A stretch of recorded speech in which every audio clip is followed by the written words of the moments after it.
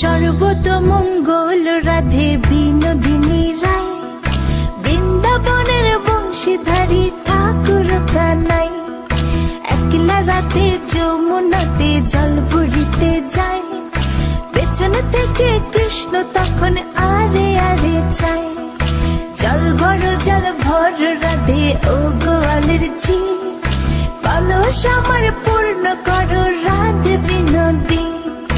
কালো মানিকে হাত পেতেছে চাঁদ ধরিতে চায়, বামনকে আর হাত বাড়ালে চাঁদের দেখা পায়।